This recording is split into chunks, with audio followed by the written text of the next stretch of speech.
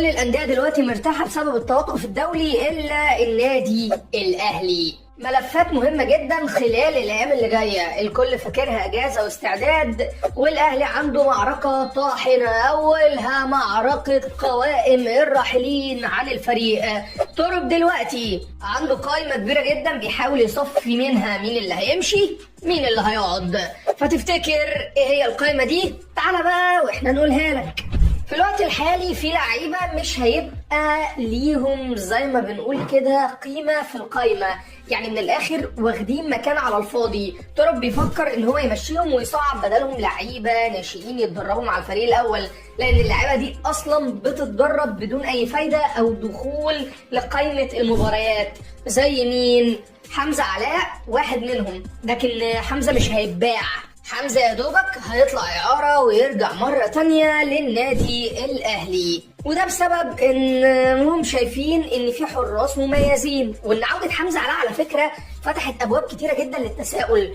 هو الشناوي هيمشي ومصطفى الشوبيري هيركب أساسي وحمزة علاء هيبقى الحارس التاني، ودي حاجة من الحاجات اللي يمكن تكون اتأجلت لمدة 6 شهور، وهي الفترة اللي هيقعدها حمزة علاء بره النادي الأهلي. تاني لاعب هو قفشة ترب محتار فيه، شايف ان وجوده زي عدمه، لكن ممكن تحتاجه كبديل واحد من اللعيبه في حاله اصابته. ترب شايف كمان ان لو في عرض قوي جه لقفشه خلاص الاهلي يبيعه، لكن في حاله عدم وجود عرض قوي او بيليق بقيمه النادي الاهلي وامكانيات اللاعب بالنسبه للفرق الثانيه يبقى بلاها نبيعه وخليه لحد ما يتسوق صح، ولحد كمان ما يجي العرض اللي يقدر بيه الاهلي انه يستفيد منه ماديا. بتتكلم عن جراديشار؟ لا، تصور بقى ان ترب عايز يمشي محمد شريف.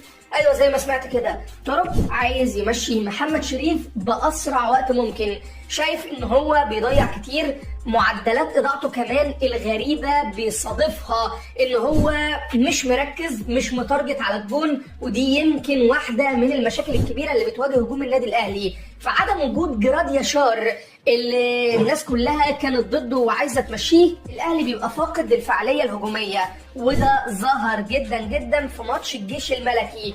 الماتشات اللي بتبقى بره ارضك انت محتاج فرصه واحده عشان تخلص، ما بالك بقى محمد شريف جاله 3 فرص والثلاث فرص ضيعهم وما كانش اون تارجت في اي واحده فيهم، كان بيضيع بره، يعني ما بتوصلش حتى لايد الحارس. ودي حاجه من الحاجات اللي بتدفع النادي الاهلي انه ممكن يكنسل شريف خلال فتره الانتقالات الشتويه في حاله التعاقد مع مهاجم قوي جنب جراديشار. احمد عبد القادر لسه موقفه مش واضح اطلاقا.